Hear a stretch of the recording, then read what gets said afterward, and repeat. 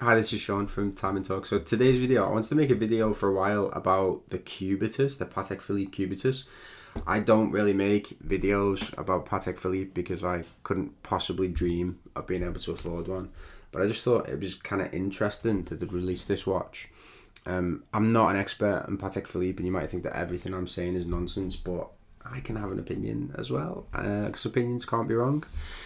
So I just thought I'd go to the Hodinkee article, and I'm looking at the models. Apparently it's a 3 model collection, and what you've got is a stainless steel, a two-tone, and there's one on a strap, which I'm not sure if that's steel or platinum or a precious metal. So let me have a look. So green, stainless steel, two-tone, and oh yeah, so it is platinum, the strap version. I just gotta say, like, the Nautilus is a great design. It's a historic watch. First released in the 70s. It was designed by a really well-renowned watch designer, Gerald Genta, and it's a lovely watch. I personally don't like it. I think it's like, I'm a rich person, let's buy an obvious watch. I'll just buy a Nautilus. And some rich people have got multiple, examples of the Nautilus. The first thing that struck me with this watch was like, were they on drugs or something? I know, I'll put a C in front of Nautilus and call it a Cubitus and make it square, and rather than go to any effort to think of a new watch, they just kind of stole from their history, if you like. That's not something that's completely new, because obviously in the 90s they released the Aquanaut, which is essentially another Nautilus. I really like the Aquanaut. I actually probably prefer it to the Nautilus. Patek watches, from what I can tell, have undergone the same kind of changes as other luxury watches like Rolexes. That they've kind of fattened up and they've ballooned up over time. So I prefer the vintage ones and the 90s ones to the modern ones, because they look too kind of bulbous and thick and ostentatious. But this one, I just don't get. Like, it just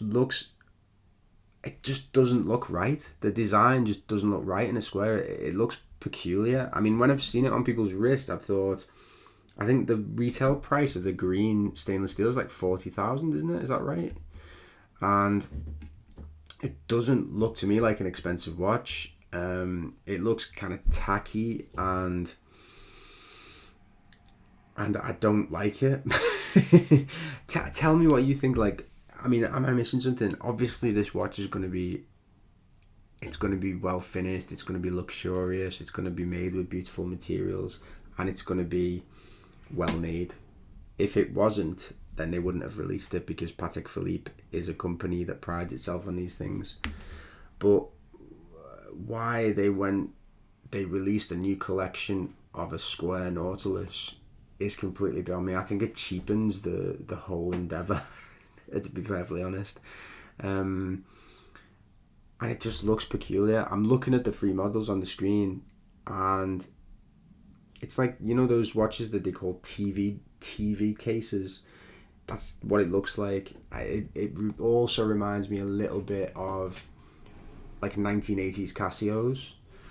And obviously some people have drawn comparisons kind of unfavorably with Cartier, because Cartier are the most well-known brand who make non-round square watches. But yeah, tell me what you think. What do you think of the Cubitus? I'm just going to keep this video short, because I can't really think of anything else to say apart from I really don't like the design. But am I missing something? Is it going to be as successful as the Nautilus? Is it in the flesh? Is it amazing? Yeah. If you like the channel, please subscribe. Thanks very much for watching. Bye bye.